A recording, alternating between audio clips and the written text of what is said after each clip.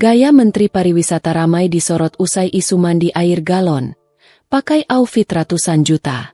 Sejak awal menjabat, nama Menteri Pariwisata RI periode 2024-2029, Widianti Putriwardana, terus memicu perbincangan. Kritik ini tidak hanya datang dari media sosial, tetapi juga dari ASN daerah yang merasa kerepotan ketika ia berkunjung.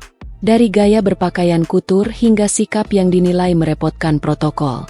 Seorang netizen yang mengaku sebagai pegawai Kementerian Pariwisata menyebut Widianti Putriwardana kerap memberikan permintaan yang menyulitkan setiap kali akan melakukan kunjungan kerja. Di bawah kepemimpinan dia, acara-acara Kemenpar berantakan semua. Kayak nggak profesional banget. Tulis akun tersebut dalam tangkapan layar percakapan. Lebih jauh, dalam kunjungan ke Labuan Bajo, Widianti disebut meminta agar disiapkan air galon. Namun bukan untuk diminum, melainkan untuk dipakai mandi. Selain itu, warganet juga menyoroti penampilan Menteri Widianti yang kerap mengenakan busana kutur bernilai miliaran rupiah. Hal ini diunggah akun @cabinet_idien. Akun tersebut mengunggah salah satu Widianti Putri saat berada di Palais Garnier, Paris. Gaya Widianti Putri dalam balutan busana mewah itu menuai beragam komentar warganet.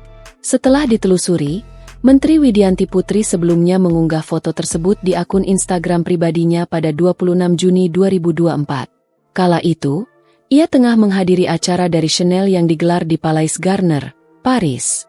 Gaya hidupnya yang mewah ternyata sejalan dengan harta kekayaannya yang melimpah, hingga dinobatkan sebagai menteri terkaya di Kabinet Merah Putih. Total harta kekayaannya mencapai 5,4 triliun rupiah.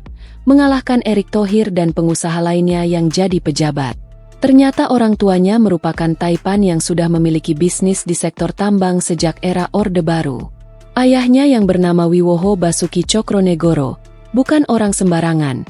Namanya tercatat sebagai jajaran orang paling kaya di Indonesia. Sudah lebih dari setengah abad menjadi pengusaha di Indonesia.